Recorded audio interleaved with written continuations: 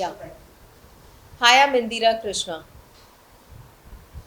मैं Hi, I'm सबसे Indira Krishna. I hope you all are doing fine. And आज हम बात करने जा रहे हैं मेरी एक नई फीचर फिल्म आ रही है जिसका नाम है अनलॉक ज़िंदगी। सबसे पहले मैम जानना चाहेंगे कि फिल्म का नाम अनलॉक जिंदगी क्यों? देखिए ये फिल्म हाल ही में बनी है और लेकिन उस साल के बारे में हम लोगों ने दिखाया है जब हम लोगों ने कोविड को झेला और कोविड हमारे बीच में था। तो इसीलिए हम लोगों ने कुछ इंसिडेंसेस को लेकर वहाँ तब जब कोविड हुआ था उसी को लेकर हम लोगों ने ये फिल्म बनाई है अनलॉक ज़िंदगी। इसलिए वो क्या जुड़ी है उस मतलब उस ज़िंदगी में क्या क्या इंसिडेंसेस हुए, कैसे हुआ, कौन कौन मिले। तो दिस फिल्म इज़ कम्प्लीटली एक जर्नी के ऊपर है जहाँ पर हम 4 से 5 लोग मिलते हैं और यहाँ पर यहीं से ज़िंदगी शुरू होती है। जैसे कि पोस्टर में हम देख रहे हैं सभी किरदार को अलग दिखाया गया है। इस फिल्म में अलग-अलग कहानियां हैं। आप बोल सकते हो कि अलग अलग कहानियाँ हैं और ये अलग अलग इंसिडेंसेस है और जुड़ जाती है एक ही कहानी में। एक जर्नी है 4 लोगों की, 5 लोगों की। एक ड्राइवर है जो पिटोबाश जी एक्टर ने निभाया है। हेमल इंगले है जो मेरी बेटी का किरदार निभा रही है। राजेश गुप्ता जो इस फिल्म के प्रोड्यूसर डायरेक्टर हैं, उन्होंने भी एक किरदार निभाया बिजनेसमैन का। तो ये उन लोगों की कहानी है जो एक जर्नी से जुड़ जाते हैं और यहीं से कहानी शुरुआत होती है। तो बहुत रियलिस्टिक शूट किया है बिकॉज़ हम लोगों ने कुछ इंसिडेंटल बेस्ड किया है, मतलब दिखाया है। ऐसा कुछ नहीं है कि एक स्टोरी है और उस स्टोरी को इलैबोरेट कर रहे हैं, लेकिन एक इंसिडेंट्स को हम लोग इलैबोरेट करके हम लोग दिखा रहे हैं। इस फिल्म के दरमियान आपको कुछ सीख मिली। बिल्कुल। हम लोगों ने एक रियल सिमेट्री में शूट किया था पूना में, जो आर्मी कंटोनमेंट है।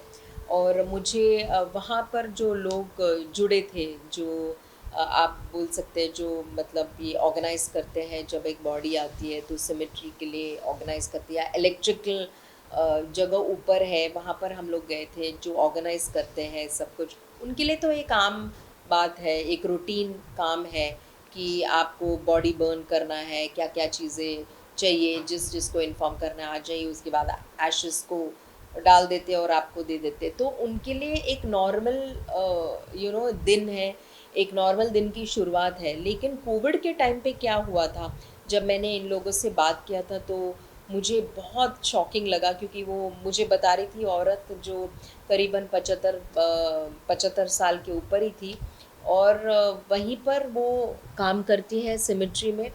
और उन्होंने बताया था मुझे कि कोविड के टाइम पे इंदिरा जी 2000 बॉडियाँ आती थी पर डे। और कैसे उन्होंने संभाला, बोलती थी कि लाइक अ गार्बेज डंप की तरह वो लोग रख के चले जाते थे। और वो कैसे वहाँ पर बर्न करके वो लोग ऑर्गेनाइज करते थे। तो उनके उनका एक्सपीरियंस बिल्कुल अलग रहा होगा। उन्होंने शेयर किया कुछ एक्सपीरियंसेस। एक तरफ से इमोशनल बॉन्डिंग भी लगा बिकॉज़ इसमें एक सीन है जहाँ पर मेरी माँ मर जाती है और उनकी बॉडी को लेकर हम लोग इसी सिमेट्री में जाते हैं। तो ये डेफ़िनेटली नॉस्टैल्जिक है बिकॉज़ आप रिलेट करते हो, रिलेटेबल रखते हैं कि कोविड के टाइम पे कैसे लोग जो मर गए, उनके माता-पिता, भाई-बहन, छोटे लड़के, बच्चे, लड़कियाँ, जो भी है लोग, आम लोग, लोकल पीपल जो गुज़र चुके हैं। एक्टर्स कितने गए तब मुझे याद है। तो you are relate to this entire period कि कोविड ने क्या सिखाया हमको। आपके लिए सबसे कठिन कोविड समय में क्या था? कठिन समय था कि समझ में नहीं आ रहा था कि ये वायरस आउटब्रेक क्या है। सो कैसे मैनेज होगा, आगे कैसे काम करेंगे। Because every day was a learning process, एक सीख मिलती थी हर हर दिन। जैसे कि मैंने आपको बताया भी था कि जब कोविड की शुरुआत हुई थी तो सबको लगा कि पता नहीं कुछ वायरस है, चुपचाप घर पे रहो, एंजॉय करो पार्टी, थोड़े दिन के बाद ये निकल जाएगा। लेकिन जैसे जैसे दिन बढ़ते गए, सेकेंड लॉकडाउन, फिर थर्ड लॉकडाउन, तब जाके सिंक इन हुआ कि भाई ये कुछ गड़बड़ है, this is something really big. बहुत सारे लोगों ने फ़ायदा भी उठाया कोविड का, बहुत सारे लोगों का नुकसान भी हुआ कोविड में।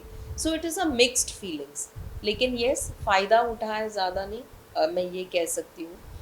आई थिंक जहाँ पर आप कुछ भी बात करो, मुझे याद है कि सैनिटाइज़र के लिए मैं 150-200 रुपये देती थी, जबकि वो 10-20 रुपये का सैनिटाइज़र था। और it was very tough, mask के उपयोग होने लग गए, यू वर चार्ज्ड 20 रुपया एक मास्क, 30 रुपया एक मास्क। आज मास्क का कुछ वैल्यू नहीं है, लेकिन तब जब ये कोविड हुआ तब समझ में नहीं आ रहा था कि क्या हुआ।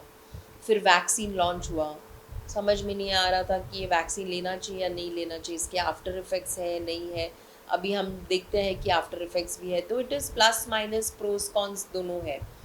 लेकिन जैसे जैसे गवर्नमेंट ऑफिशियल्स हो या गवर्नमेंट ऑर्गेनाइजेशन से जो भी हम लोग को गाइडलाइंस मिलते थे, हम लोग फॉलो करते थे, और आज तक आई थिंक हम लोग फॉलो ही कर रहे हैं। Any message to the masses after doing this film? Well ये फिल्म ही एक बहुत बड़ी सीख है, because you come to know through this incidences कि कैसा संभाला होगा लोगों ने, specially if there is been a death in the family. तो आप कैसे लेके जाते हो कोविड के टाइम पे, टैक्सी नहीं, no one to help you. But yes, covid के टाइम से एक ठहराव आ गया है लोगों में, लोगों को समझ में आ गया है कि रिलेशनशिप्स क्या है, लोगों को समझ में आ गया what is important to them right now. I think most people now they know कि लाइफ बहुत इम्पॉर्टेंट है, आपकी ज़िंदगी बहुत इम्पॉर्टेंट है, और उसके अलावा और कुछ नहीं। आपके कैरेक्टर के अलावा अनुराग सिंह गिरी में ऐसा कौन सा कैरेक्टर है, ऐसी कौन सी स्टोरी है जो आपको इंटरेस्ट मुझे पिटोबाश का किरदार बहुत अच्छा लगा। ड्राइवर है, उसको मतलब है सिर्फ पैसों का, बस एक ऐसा ड्राइवर जो सिमेट्री लेके जाता है, लेकिन उसको बट वो जर्नी के दौरान वो कैसे चेंज होता है, कहीं ना कहीं ये ह्यूमैनिटी, इंसानियत चीज़ निकल आती है। तो ये पिटोबाश ने बहुत अच्छा दिखा है।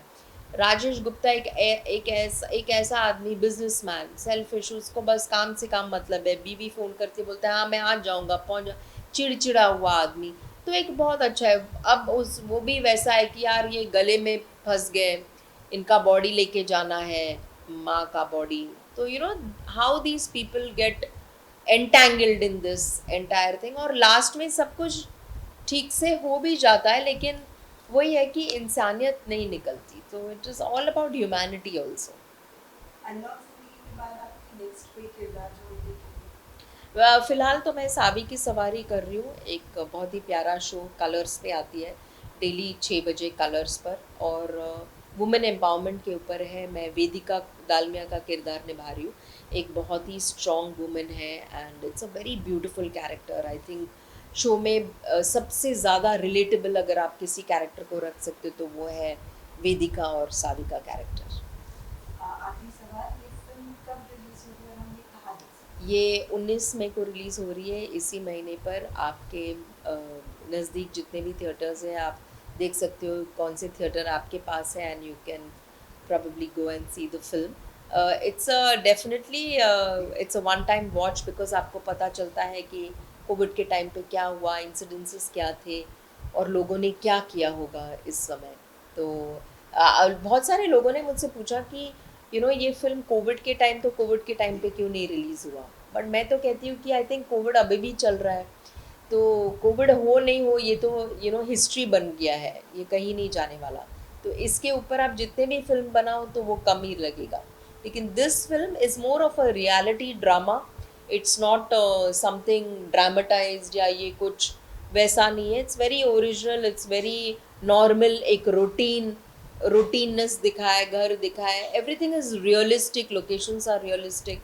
सो I think people will relate to the film. हैं? Thank you. Thank you very much.